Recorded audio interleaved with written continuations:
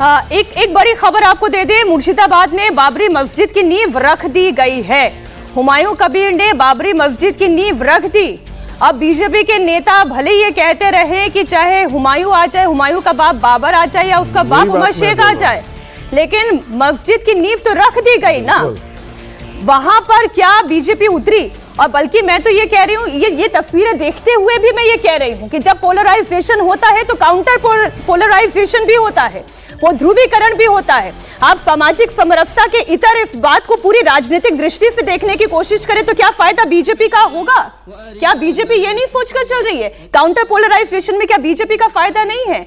क्या इन सारी चीजों को जानते हुए समझते हुए क्या बीजेपी ने एक रिस्क उठाने की कोशिश की? समीर जी, देखिए कि वो जब यहाँ पर नींव रखी जा रही थी तो यहाँ आकर खड़े होकर इसका विरोध करती। निश्चित रूप से ये कोई रातों रात होने वाली घटना नहीं है। 6 दिसंबर को वो नींव रखने वाले बाबरी मस्जिद की वो खुलेआम कह रहे थे और सिर्फ बंगाल नहीं पूरे देश के अंदर इस बात की चर्चा थी। और हुमायूं कबीर जब बार बार बोल रहे तो मुझे लगता है कि बंगाल बीजेपी को, बंगाल विश्व हिंदू परिषद को, बंगाल बजरंग दल को और बंगाल के तमाम हिंदू संगठनों को कल वहां पर पहुंच जाना चाहिए था कि भाई बंगाल के अंदर और भारत की भूमि पर यह नहीं होगा। और उस बंगाल में तो बिल्कुल नहीं होगा जिस बंगाल की भूमि से श्यामा प्रसाद मुखर्जी निकले और जिन्होंने अपना बलिदान दिया है, उस श्यामा प्रसाद मुखर्जी की भूमि पर इस तरीके से हम ये बर्दाश्त नहीं करेंगे मुझे लगता है। लेकिन अब हुमायूं कबीर जैसे कबीर सबके थे, जैसे हुमायूं कबीर सबके थे वैसे ये हुमायूं कबीर, जैसे कबीर सबके थे वैसे हुमायूं कबीर भी सबके।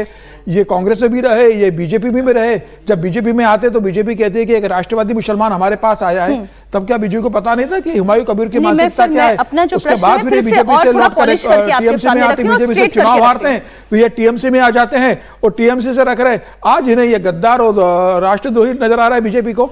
तो बीजेपी को ऐसे नेता को देखना चाहिए कि आप किनको पार्टी में ले रहे हो, किस तरह के लोगों को ले रहे हो। मैं तो ये कह रही हूँ कि बीजेपी ये जानती है कि काउंटर पोलराइजेशन हो रहा है, वो इसे अपने हित की तरह देख रही होगी। निश्चित रूप से बिल्कुल देख रही होगी, लेकिन मुझे लगता है कि विश्व हिंदू परिषद और बजरंग दल को तो देखना चाहिए। वो तो कोई भारतीय जनता पार्टी के लिए काम नहीं करते, उन्हें तो कम से कम सड़क पर उतर कर इस बात का विरोध करना चाहिए था। तो मुझे लग रहा है कि बंगाल के अंदर आज जो ये नींव रखी गई है, ये पूरे आने वाले समय के अंदर बंगाल के अंदर हिंदू बनाम मुसलमान का एक नया झगड़ा की भूमिका तैयार हो गई। उसकी नींव आज हुमायूं कबीर ने डाल दी है। मीनाक्षी, अब आपको जो करना है आप करते रहिए। अब भारतीय जनता पार्टी को जो करना है करे, विश्व हिंदू परिषद को जो करना है करे। एक हमारे यहाँ कहावत थी, कौवा कान लेकर के उड़ गया, फिर आप उसके पीछे आप भागते रहिए, वो कान कभी ना वापस मिले। बाबरी मस्जिद की नींव आज बंगाल की धरती पर रख दी गई और वहां आप कह रहे हैं ना पॉलिटिकल ऑप्टिक्स से भी देखिए, बंगाल का हिंदू भी भारतीय जनता पार्टी के साथ तब खड़ा होता जब भारतीय जनता पार्टी वहां इस मुद्दे पर सड़क पर लड़ती हुई दिखती या हिंदू संगठन सड़क पर उतरा हुआ दिखता। और ये बात सवाल सिर्फ बंगाल के हिंदुओं का नहीं है, ये पूरे देश के हिंदुओं के लिए है। आबाद कहते हैं सौरज दिवस मनाता है ना, क्योंकि हमने उस ढांचे को तोड़ दिया था।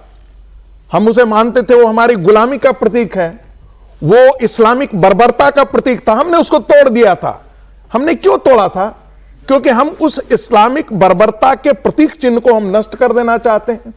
कोई एक दूसरा आकर के खड़ा करता है कि ढांचा छोड़ो, हम तो बाबर के नाम पर ही मस्जिद वहां पर खड़ा करेंगे। और ये इसके बावजूद हिंदू समाज में कोई प्रतिरोध की शक्ति नहीं बची है।